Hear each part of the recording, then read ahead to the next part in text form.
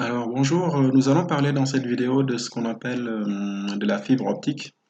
La problématique qui se présente la plupart du temps quand on a affaire à la fibre optique, c'est de chercher à trouver le débit de la fibre. Le débit d'une fibre optique, on va voir que va dépendre de principalement trois paramètres que sont l'indice optique du cœur de la fibre optique, l'indice optique de la gaine de la fibre et la longueur de la fibre optique. Donc de ces trois paramètres dépendent le débit de la fibre optique. Alors dans un premier temps, je vous propose qu'on fasse une simulation par rapport à un lien qui se trouve dans la plateforme, le lien que je vous avais mis à disposition.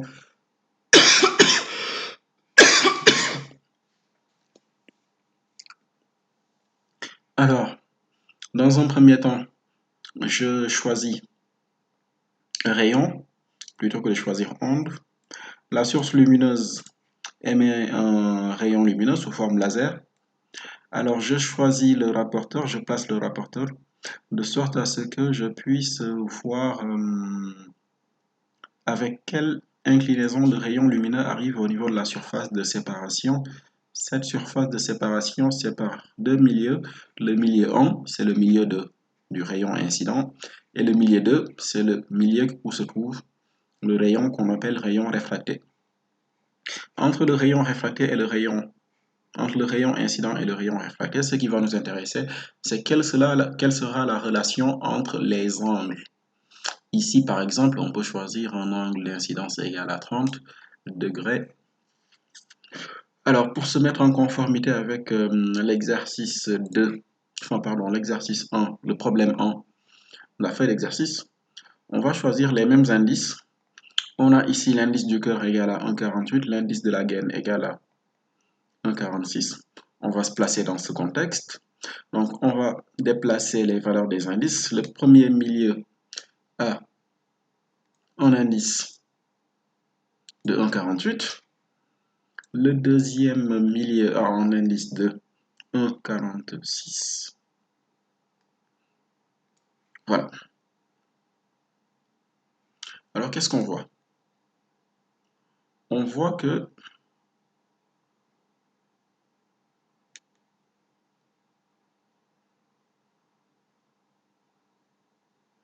euh,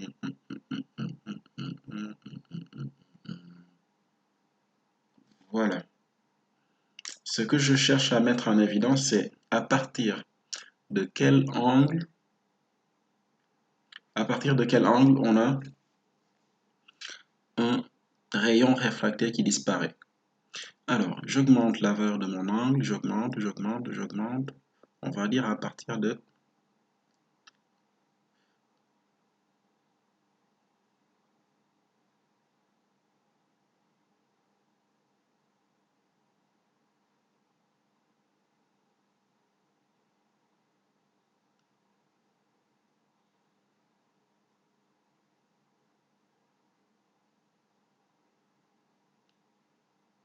on va dire que c'est à partir de 80, quelque chose que l'angle réfracté disparaît.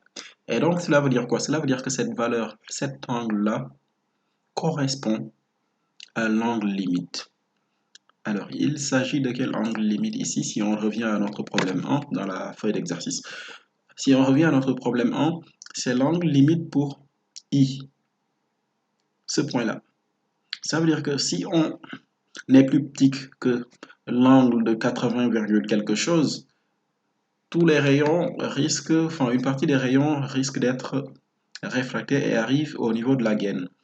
Par contre, si on veut que tous les rayons lumineux restent à l'intérieur du cœur de la fibre optique, il faut que, dans ce cas, qu'on ait un angle qui dépasse 80, quelque chose. Et cet angle-là qui vaut 80, quelque chose, c'est cet angle qu'on appelle l'angle limite. Alors, dans le cours concernant la déviation de la lumière, on a vu comment on faisait pour calculer l'angle limite avec le sinus -1 de, du deuxième indice divisé par le premier. Ici, le deuxième indice, c'est la gaine. Le premier indice, c'est le cœur. Bon, maintenant, on va passer rapidement à la première question de ce problème. Dans ce problème, la première question qu'on nous pose, c'est quelle est la valeur de la vitesse de la lumière dans le cœur? Alors, on rappelle que dans le cours concernant la déviation de la lumière, on avait une formule qui nous disait que l'indice optique est égal à,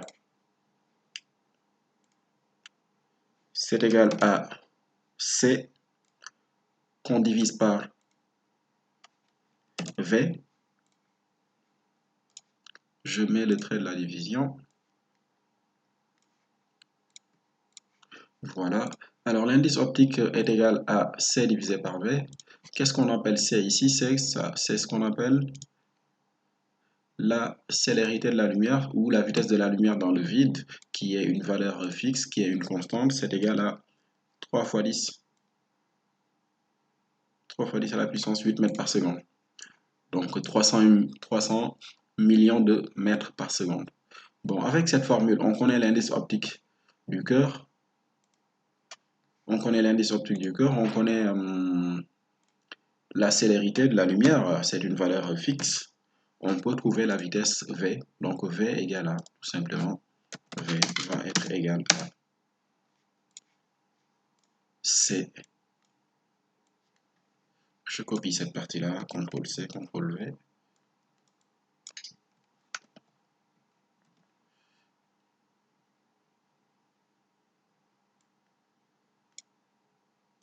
Voilà, je copie cette partie-là. V égale à C divisé par N. En faisant les calculs, donc je fais les calculs ici, 3 fois 10 à la puissance 8 mètres par seconde, on trouve divisé par l'indice optique du cœur. L'indice optique du cœur, c'est 3 fois 10 puissance 8 mètres par seconde, qu'on divise par 1,48 qui est l'indice optique du cœur. On trouve cette valeur en mètres par seconde. Voilà. Donc on trouve cette valeur, on va placer ça ici. Voilà, donc V est égal à V égale à. Voilà. Et ensuite, on va mettre l'unité de mesure. L'unité de mesure, c'est mètres par seconde. Donc voici la valeur qu'on trouve. Et on se rend compte de quoi? Tout le temps, c'est toujours vrai. Les vitesses qu'on va trouver, qui sont ici les vitesses à l'intérieur du cœur de la fibre optique, sont toujours des vitesses qui sont plus petites que la vitesse de la lumière dans le vide. 3 fois 10 puissance 8 mètres par seconde. Ok. Si vous trouvez une vitesse plus grande que 3 fois 10 puissance 8, ça veut dire qu'il y a erreur quelque part.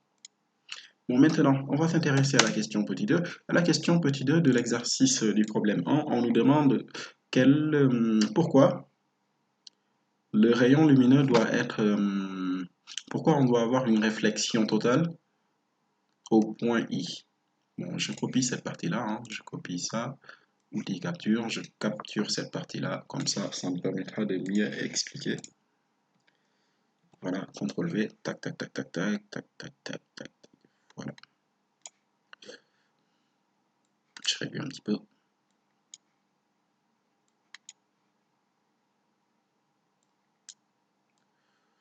Voilà. Alors, pourquoi on doit avoir une réflexion totale au point I?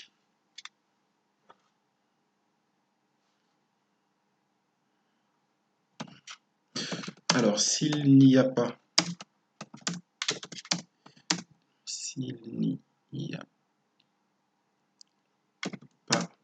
de réflexion totale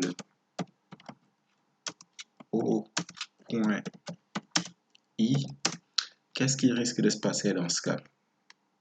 S'il n'y a pas de réflexion totale au point I, le rayon lumineux au point I, le rayon lumineux risque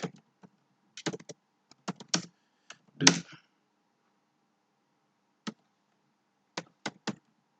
rentrer dans la risque de rentrer dans la gaine. Alors que quand le rayon lumineux rentre dans la gaine, on perd ce rayon lumineux. Et donc, pour ne pas perdre ce rayon lumineux, le rayon doit être confiné dans le cœur de la fibre optique. Donc, les rayons lumineux doivent être confinés dans le cœur. Voilà, je parle de confinement, mais bon, on est en plein dedans. Hein.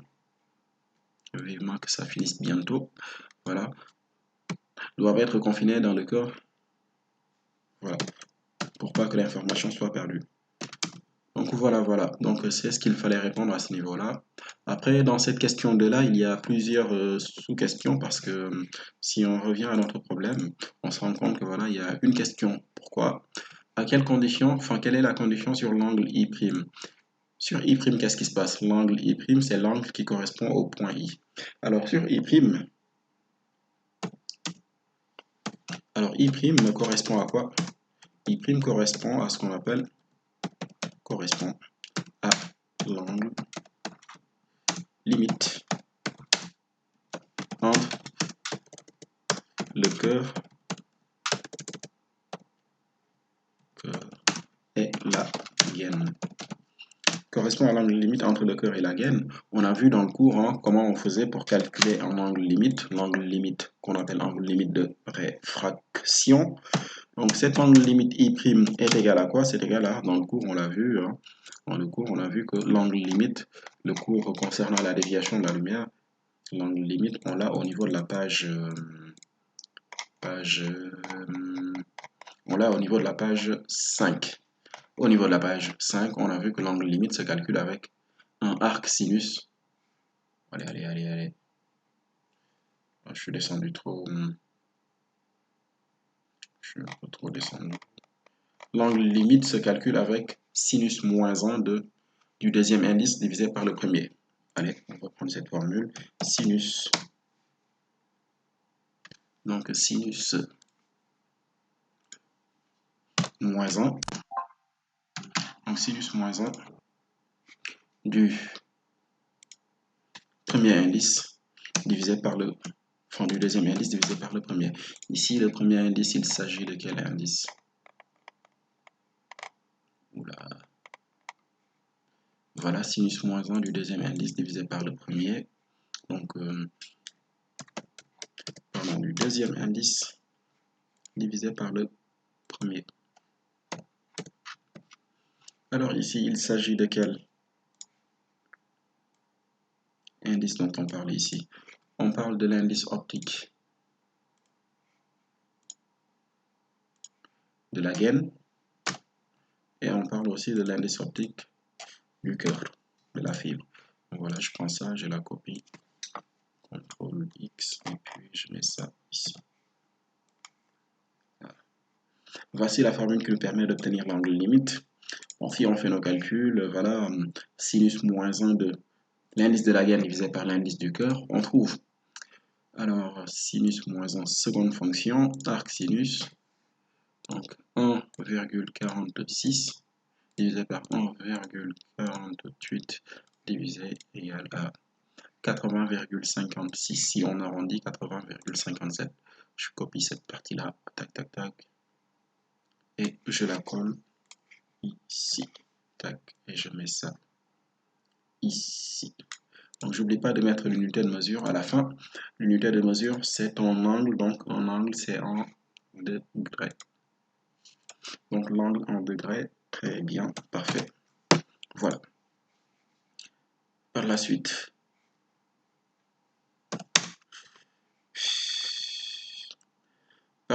on connaît la condition sur l'angle I'. Maintenant, on veut trouver la condition sur l'angle R. L'angle R, qu'est-ce qu'on sait sur l'angle R? On sait que, on va regarder ici, donc je vais ajouter à ce niveau-là un trait qui nous permettra d'observer quelque chose ici. Voilà. Je vais ajouter ce trait de sorte à ce qu'on obtienne ici un triangle. Donc ici, dans cette figure, on a deux types de figures. On a un rectangle qui correspond à la fibre, mais à l'intérieur de la fibre, on a AIB. AIB est un triangle rectangle en B. Qu'est-ce qu'on sait d'un triangle? On sait que dans un triangle, comme n'importe quel triangle, la somme des angles est égale à 180 degrés. Voilà, ça c'est tout le temps valable. Ici, quels sont les angles? Les angles sont R, l'angle R qui se trouve ici. On a l'angle I' qu'on vient de calculer. On a aussi l'angle qui vaut 90 degrés parce que le triangle est rectangle en B. Dans un triangle rectangle, il y a un des angles qui vaut 90. Et donc, avec cette relation-là, relation voilà, mathématique, on va trouver l'angle R qui vaut 90 degrés moins l'angle I'. En faisant nos calculs, on trouve tout simplement, c'est très simple, le calcul nous amène à 9,43 si on arrondit. Voilà, 9,43 correspond à l'angle R. Voilà, on a fini avec cette question-là. Maintenant, on va s'intéresser à la condition sur l'angle I. La condition sur l'angle I, c'est très simple. La condition sur l'angle I, pourquoi? Déjà, il doit y avoir une condition sur l'angle I. Bon, on fait nos calculs, après on revient sur une simulation que je vous avais mis à disposition dans la plateforme, une simulation sur la fibre optique. Alors l'angle I. Donc l'angle I se trouve au point A. Au point A, deux points, on a un phénomène qui s'appelle la réfraction. Ce phénomène de réfraction nous amène à appliquer la loi concernant ce phénomène. Donc, si on applique la loi de la réfraction au point A, on a indice. Donc, le rayon lumineux qui est ici passe de l'air pour entrer dans la fibre optique, plus précisément dans le cœur. Donc, indice de l'air fois le sinus de l'angle incident I. Vous l'avez vu, cette formule, vous l'avez vue dans le cours concernant la déviation de la lumière. Ce n'est pas une formule nouvelle. Fois l'indice optique. Donc, on passe de l'air au cœur de la fibre optique. Donc, indice optique du cœur qu'on multiplie par le sinus de l'angle R. Voilà. Indice.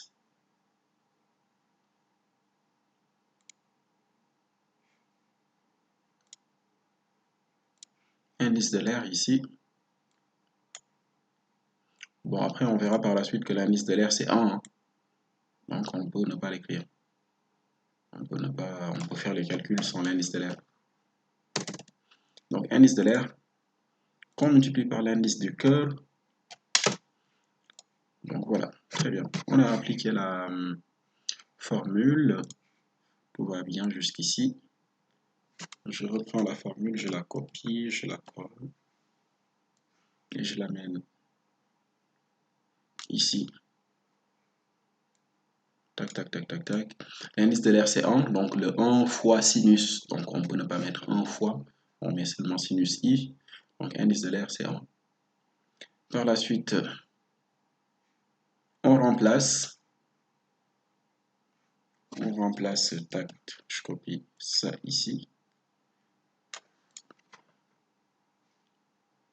Donc, tac. On veut maintenant obtenir l'angle I. L'angle I est égal à quoi? L'angle I est égal à tout simplement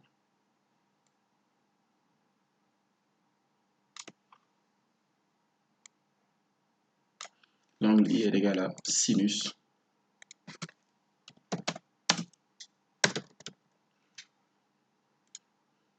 L'angle I est égal à sinus. Voilà, sinus.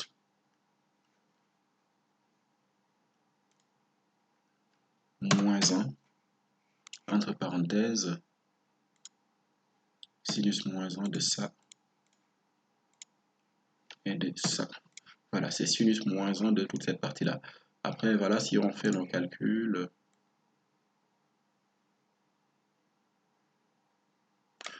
Si on fait nos calculs, tac, allez, c'est parti, on va faire nos calculs à ce niveau-là.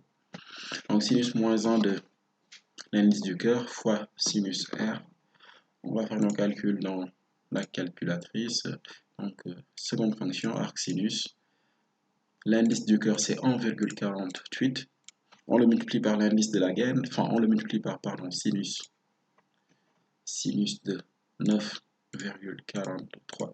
Tac, tac, on ferme la parenthèse, on trouve 14. Donc, on prend cette copie rapidement. Et on a trouvé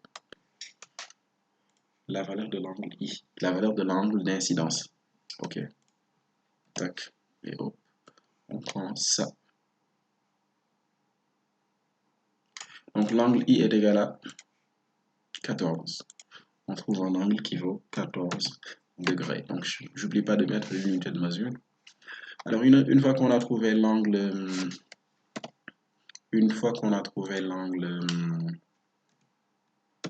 I, on va maintenant s'intéresser à, avant de répondre à la question 3 et 4 du problème 1, on va regarder une petite simulation. C'est la page d'animation Flash que je vous avais mis à disposition dans la plateforme. Alors, on va s'intéresser dans un premier temps à une fibre qu'on appelle fibre à saut d'indice.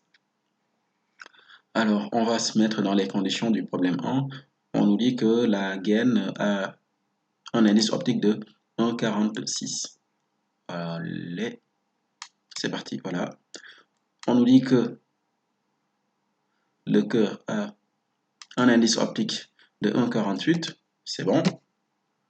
On nous dit que l'angle d'acceptance, l'angle I qu'on appelle angle d'acceptance, c'est égal à 14. C'est pareil que ce qu'on vient de calculer. Hein. Voilà. Donc, on lance une impulsion à ce niveau-là pour voir ce qui se passe. Qu'est-ce qu'on remarque à ce niveau-là? On remarque une chose, on remarque que tous les angles qui sont, tous les rayons lumineux qui sont à l'intérieur de l'angle d'acceptance ne sont pas perdus, donc sont confinés à l'intérieur du cœur. Par contre, tous les angles qui arrivent avec un angle supérieur à l'angle d'acceptance vont être perdus, comme tous ces rayons lumineux sont perdus. Donc, si c'est des signaux téléphoniques ou si c'est des signaux Internet, le problème qui risque de se passer, c'est que toutes ces infos risquent de ne pas être propagées, risquent de ne pas être reçues. Donc, seront perdus parce qu'ils passent par la gaine de la fibre. Et donc, pour éviter ça, il faut que tous les angles d'incidence soient plus petits que l'angle d'acceptance. Et cet angle d'acceptance, c'est ce qu'on vient de calculer ici, 14. Donc la simulation nous donne l'angle d'acceptance. On va maintenant s'intéresser à ce qu'on appelle l'ouverture numérique. Cette ouverture numérique, à la question 3, on nous dit en fait que la question 3, l'ouverture numérique, correspond par définition à ce qu'on appelle, correspond à quoi? Correspond à ON qu'on appelle ouverture numérique. L'ouverture numérique, ON, est égale à, on nous dit par définition, c'est le sinus de l'angle d'acceptance. Bon, le sinus de l'angle d'acceptance, ici, l'angle d'acceptance, c'est I. Bon, on fait nos calculs. Sinus 14. Si vous faites sinus 14, vous risquez d'obtenir, enfin, vous allez obtenir 0,242. Voilà. Qui correspond à la valeur qu'on a ici aussi, 0,242. Voilà, donc par définition, l'angle d'acceptance, c'est le sinus de l'angle. Par définition, l'ouverture numérique, c'est le sinus de l'angle d'acceptance ou l'angle maximum d'incidence. Voilà, une fois qu'on a l'angle d'acceptance, par la suite, à la question 4, on nous demande de trouver la valeur pardon, on nous demande de montrer que cette ouverture numérique qui s'écrit de cette façon peut être aussi égale à racine carrée de l'indice du cœur au carré moins l'indice de la gaine au carré, le tout dans la racine carrée. Bon, comment on va prouver ça? C'est très simple. Dans un premier temps, on va se rappeler au point A. Au point A, on a cette relation-là. On va prendre cette relation qu'on avait. Donc, au point A, on avait cette relation-là. Voilà. Je Je prends cette formule, je la copie et je la colle à ce niveau-là. Là, je la colle à ce niveau-là. Ensuite,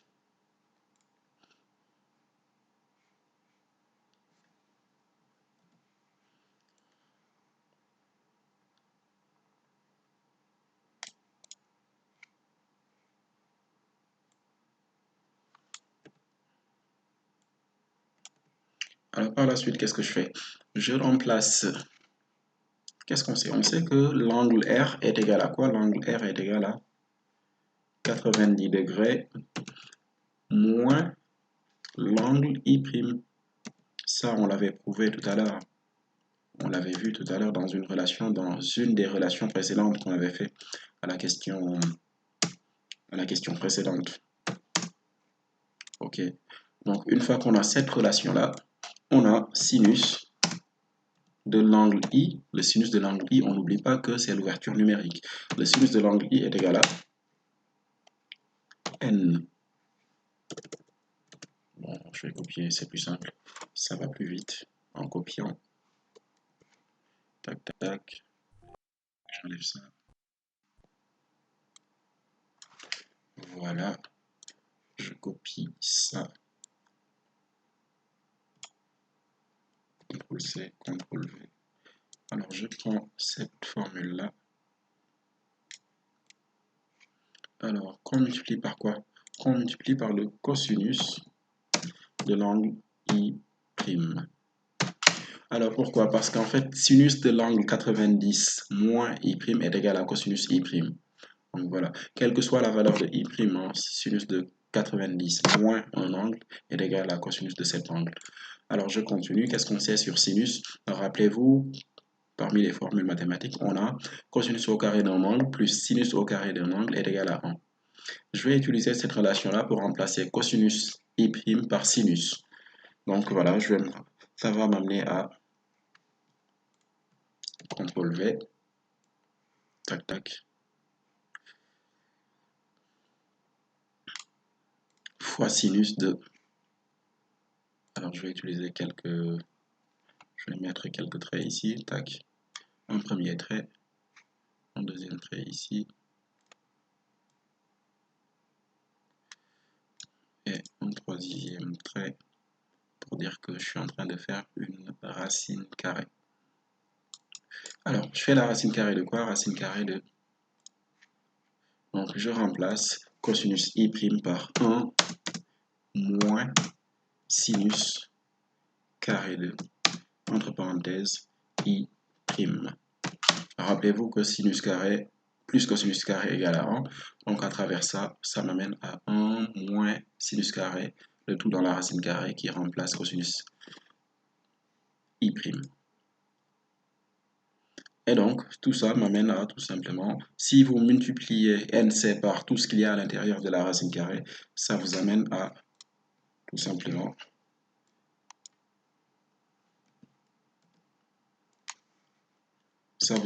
sinus.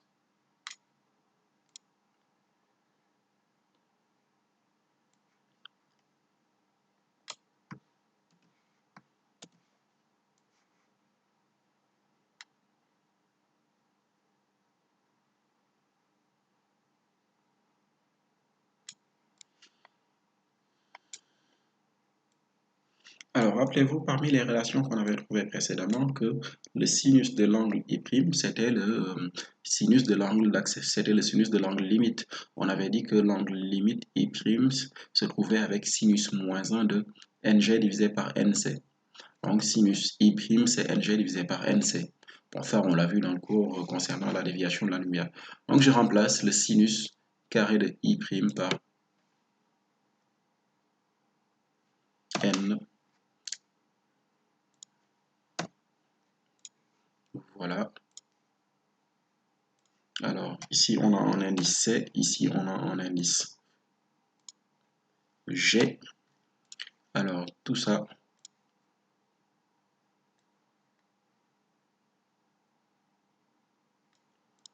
on va placer ça au carré. Donc, le carré, je vais agrandir la taille. 11, 16. Donc, au carré, ici, à la puissance 2. Voilà, très bien. Donc, voici ce qu'on trouve. Et donc, si on continue notre raisonnement, on va trouver avec sinus I, CTRL V, CTRL V, NC au carré.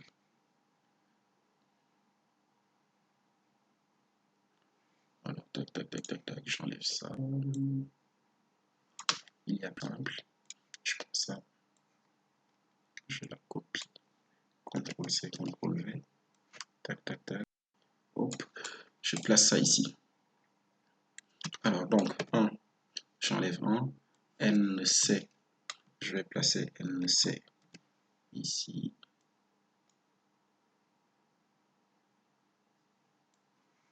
Tac, tac, tac. NC, je vais le placer ici. Un peu. C'est bon. Ensuite, moins.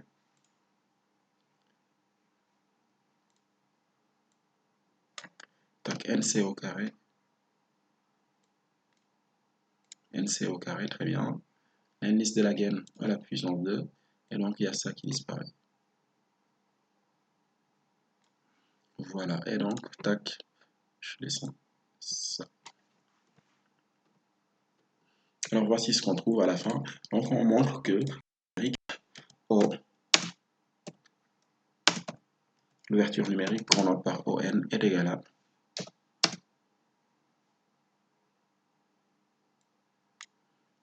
racine carrée de l'indice du cœur au carré, l'indice moins l'indice de la gaine au carré, le tout qu'on met dans une racine carrée.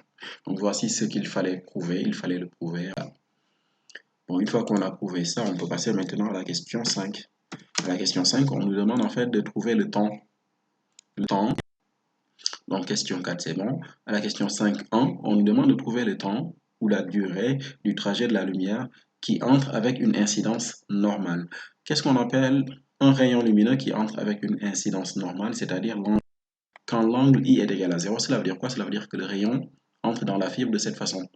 Donc entre dans la fibre sans... C'est ça qu'on appelle une incidence normale. Donc quand le rayon entre avec une incidence normale, quel va être, combien de temps ce rayon va faire pour traverser toute la fibre? Ou voilà, toute la fibre.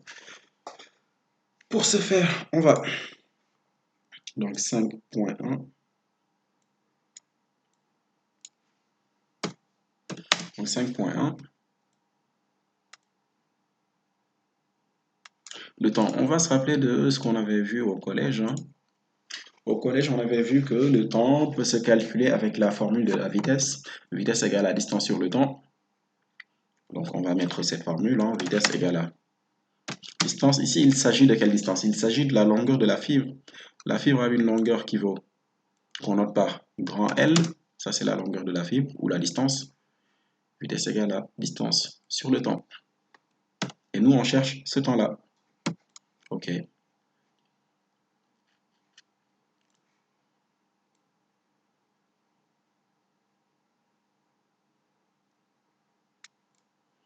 Ce temps-là, non?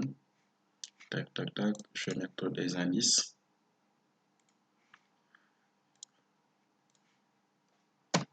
T1, je vais l'appeler T1, pas que ce temps qu'on aura à calculer. Donc par la suite, ça nous amène à ce temps est égal à ce temps qu'on cherche. Cela nous amène à ce temps qui vaut tac, tac, CTRL-C, CTRL-V. Tac, ce temps est égal à... Donc ce temps est égal à la longueur de la fibre divisée par la vitesse. Donc on copie cette partie-là. CTRL-C, CTRL-V. Tac.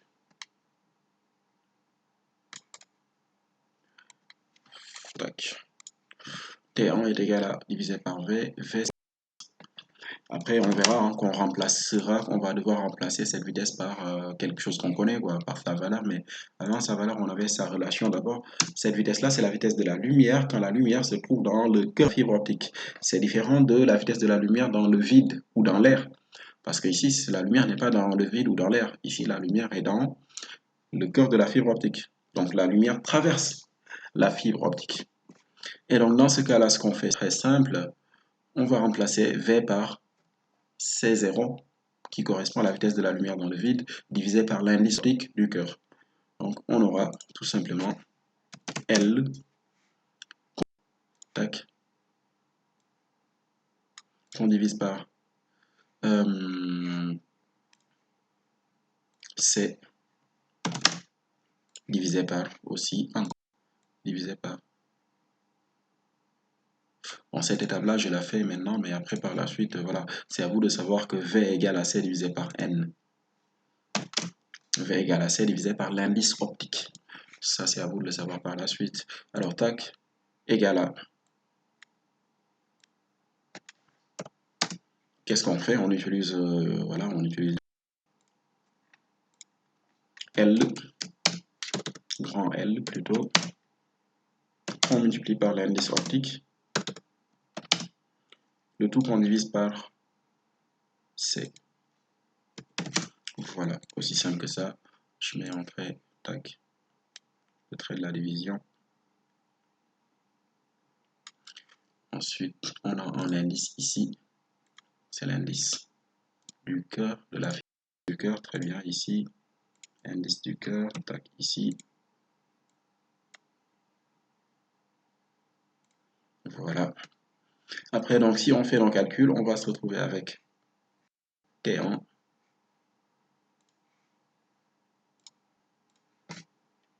T1 va être égal à quoi? T1 va être égal à égal, après calcul, CTRL-C, CTRL-V, tac, T1. Donc T1 est égal à la longueur de la fibre qu'on multiplie par l'indice optique du cœur divisé par C. C, c'est la vitesse de la lumière dans le vide. On va faire nos calculs à ce niveau-là dans la calculatrice. Donc, on met une parenthèse. Longueur de la fibre. La fibre a une longueur de 1 km, 1 km qu'on convertit en mètres, qu'on multiplie par l'indice optique du cœur. L'indice optique du cœur, on l'a. Le tout qu'on divise par la vitesse de la lumière dans le vide. La vitesse de la lumière dans le vide, c'est... Alors, tac, voilà. Vitesse de la lumière dans le vide, c'est 3 fois 10 à la puissance 8 mètres par seconde. Et donc, tout ça nous amène à... une, deux...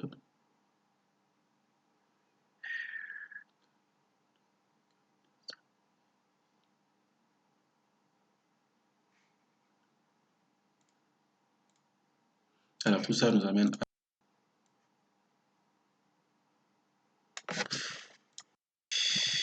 Alors, tac, CTRL V. Voici ce qu'on trouve après calcul. Et c'est égal à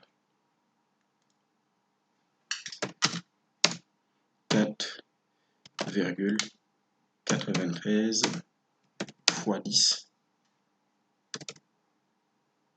fois 10 à la puissance 10 à la puissance moins 6. Alors, puisque c'est en temps, le temps en secondes. Voilà, en secondes. Voilà le premier temps qu'on trouve. Par la suite, on nous demande de trouver le temps T2. Alors, à la question 5.2, on nous demande de trouver le temps.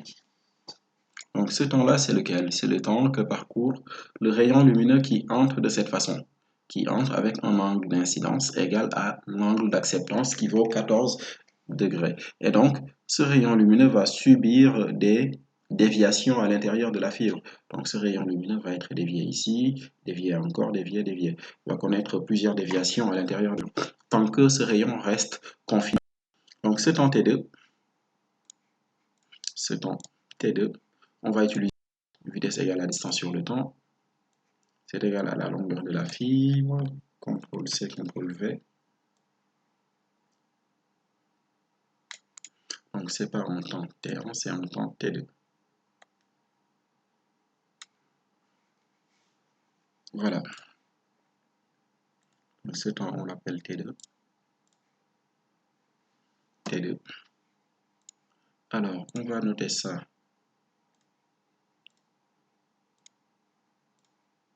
L'. Pourquoi L'? Parce que au moment où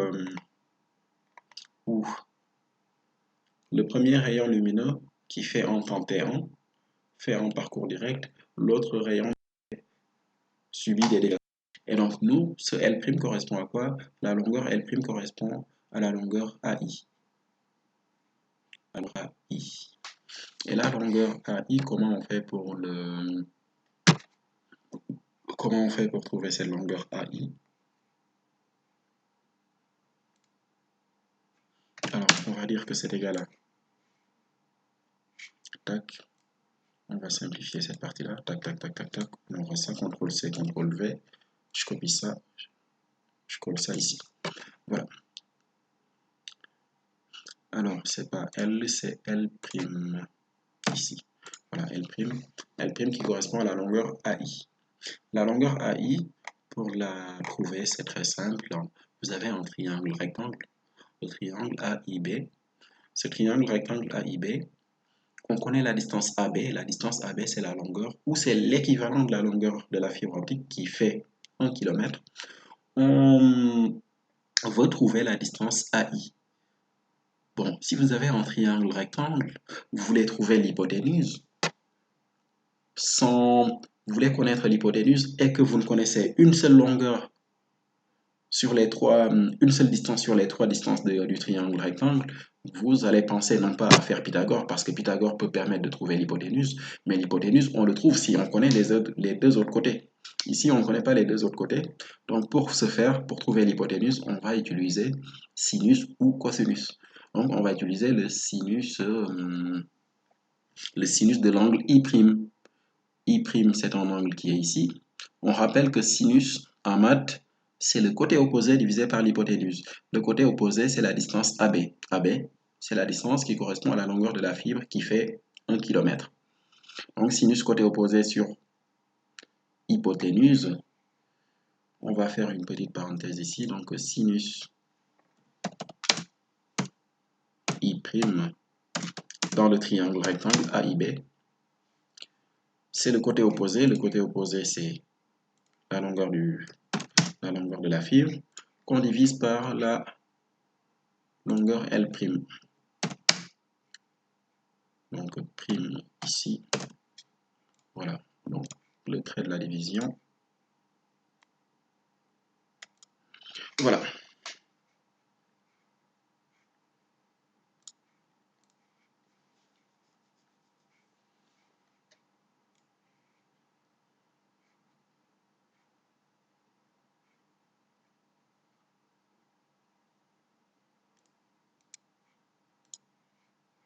Alors, par la suite, donc, on veut trouver l'angle L'. Donc, on va se dire que... Alors, tac, j'enlève ça. Donc, L', CTRL-C, CTRL-V. L' va être égal à... Je copie cette partie-là, CTRL-C, CTRL-V. Tac, tac, tac. L' va être égal à tout simplement à L qu'on divise par le sinus. Tac, tac. On divise par le sinus de I', tout simplement. Donc, j'utilise ça. Ça me permet de dire que T2, CTRL-C, CTRL-V, tac, tac, tac, je prends ça, je la colle ici. Tac, tac, tac, tac, tac, j'enlève cette partie-là. Tac, tac, tac. Alors, je remplace L' par ça. Cela veut dire quoi? Cela veut dire que j'enlève le prime.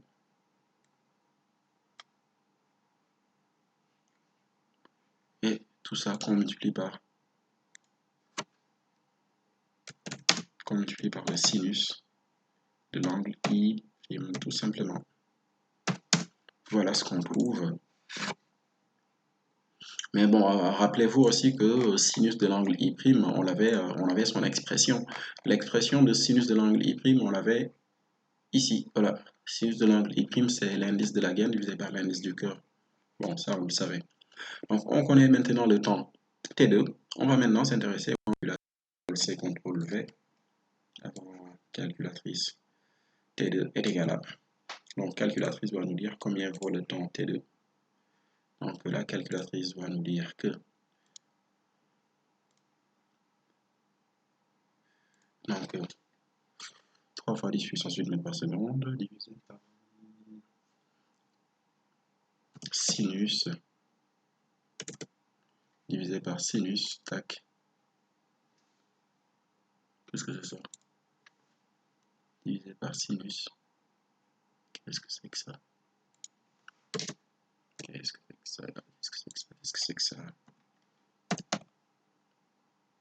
Sinus de l'angle I' valait 80,57 si on arrondit. On le multiplie par voilà. Voilà ce qu'il faut trouver. Tac. Voilà, voilà, voilà. Et donc, on obtient un temps qui vaut 5 fois 10 puissance moins 6. 1, 2, 3, 4, 5, 6. Donc 5 fois 10 puissance moins 6, ça va être le temps qu'on va trouver.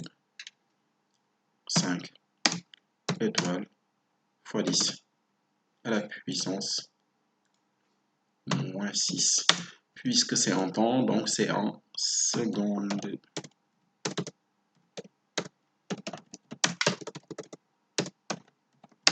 Donc c'est en secondes, très bien. Et donc on trouve ce temps. Voilà.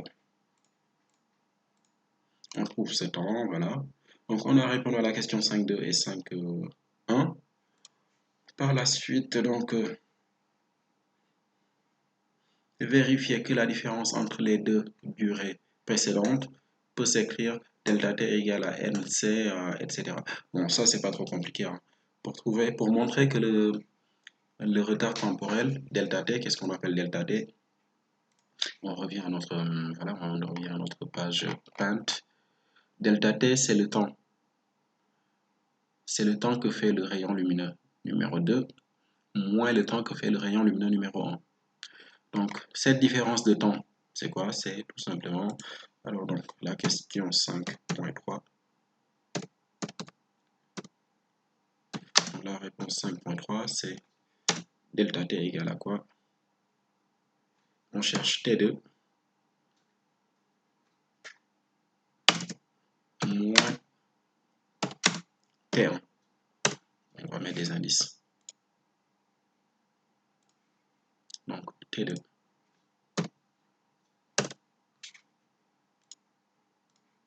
T2 moins T1. Voilà ce qu'on trouve. Enfin, voilà ce qu'on cherche plutôt. Est égal à. Alors, T2 moins T1. On prend l'expression de T2. L'expression, c'est ça. C'est ça. On prend cette expression-là. CTRL-C, CTRL-V. On met ça ici. Ça, c'est T2. Moins T1. T1, son expression finale, c'est ça. On copie, CTRL-C, CTRL-V.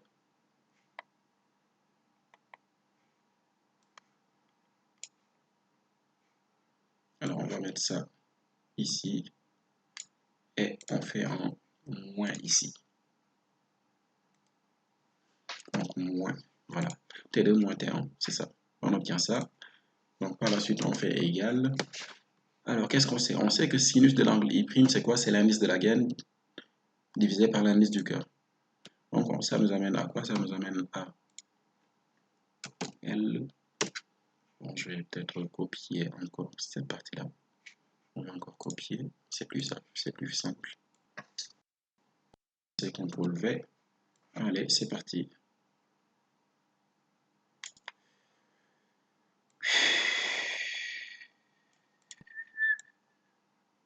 on remplace le sinus I' par NG sur NC. Donc, dans ce cas, NG va se placer en bas et NC va se placer au-dessus. Alors, on va mettre en indice G, qui correspond à la gaine. Et on va mettre aussi en indice, ici, à la puissance 2. Pourquoi à la puissance 2? Parce qu'il y avait déjà NC, mais c'est NC fois NC, à cause de sinus I' qu'on remplace par NG divisé par NC. Avec la double dessus, ça fait NC fois NC. Alors c'est très simple pour la suite. On a des facteurs qui sont identiques, on peut factoriser les choses. LC, LC, NC on l'a ici une fois, NC on l'a deux fois ici, on l'a ici une fois. On demande de prouver que c'est égal à tout simplement NC facteur 2. Voilà, divisé par NG. Donc le résultat final, c'est tout simplement ça. On trouve un résultat final. NC facteur 2, entre parenthèses, NC moins NG, le tout qu'on divise par, qu'on multiplie par L, divisé par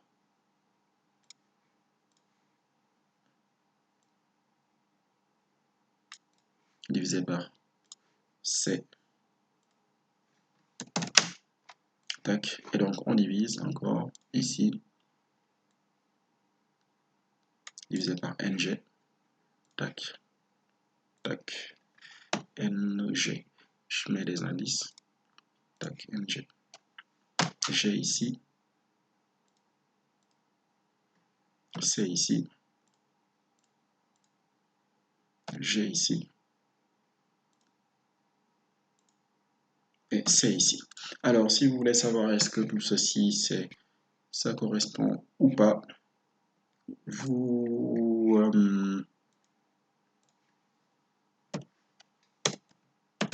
voilà, vous prenez cette relation finale, vous la développez, comme voilà, vous développez, et si vous développez, vous allez trouver exactement ça.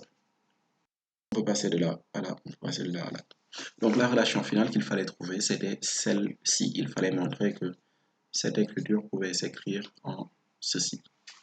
Donc on a fait la réponse à la question 5.3. Bon, peut-être pas forcément totalement, mais on peut maintenant faire le calcul. T2 moins T1. Au niveau calcul, on trouve tac, tac, tac, CTRL-C, CTRL-V, T2 moins T1, c'est égal à, c'est égal à 5 fois 10 moins 6 secondes, moins 4,93, 10 à la puissance moins 6. Bon, ce delta T là, on trouve normalement, si on arrondit, mais bon, on trouve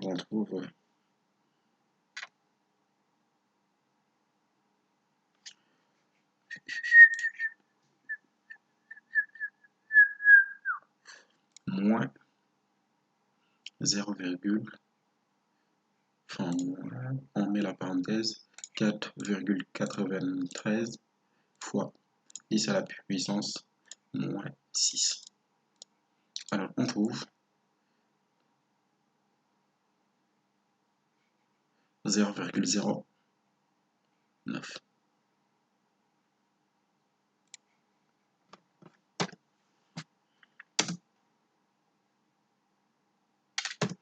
Fois 10 à la puissance moins 6. Donc tout ça c'est en secondes aussi. On n'oublie pas de mettre l'unité de mesure en secondes, tac tac secondes. Et donc comme application, à la fin 5.4, on nous demande de faire une application 5.4. Alors donc 5.4, on trouve le débit. Bon après c'est pas très bien, la question n'est pas très bien posée parce que fallait comprendre que à la question 5.4, on voulait vous demander de trouver le débit de la fibre. Si vous connaissez le débit de la fibre, vous savez, cette fibre est plutôt utilisée dans quelle application? Donc cette fibre est plutôt utilisée. Donc le débit de la fibre, c'est égal à quoi? On l'avait vu dans le cours, c'est égal à 1. C'est égal à 1 qu'on divise par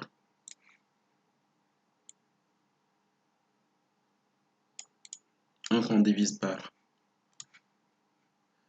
Donc 1 qu'on divise par ça.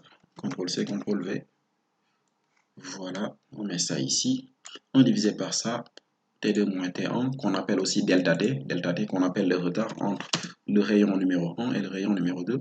Si on fait nos calculs, tac, on le fait ici, 1 divisé par, on fait une parenthèse, 0,7 fois 10 à la puissance moins 6, entre parenthèses, hop, ça fait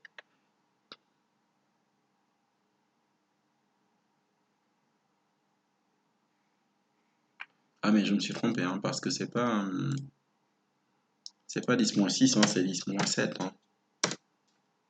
C'est 10 moins 7, je me suis trompé quelque part ici. Alors, il faut que je prenne ça, tac. Alors, tac, tac, tac, tac, tac, tac, tac. Alors, je décale un peu.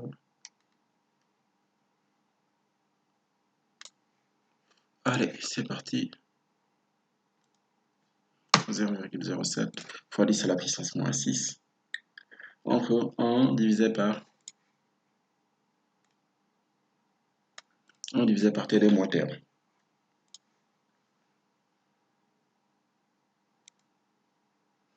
Et donc, avec ce calcul-là, on trouve un débit qui vaut 14,9.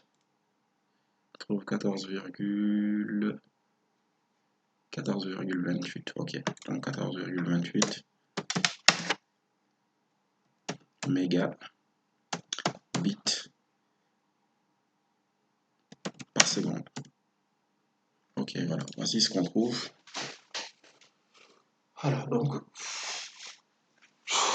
avec cette valeur de débit, et aussi peut-être aussi par rapport à la longueur de la fibre optique, on peut dire que l'application par rapport à cette fibre, c'est une application plutôt pour la téléphonie.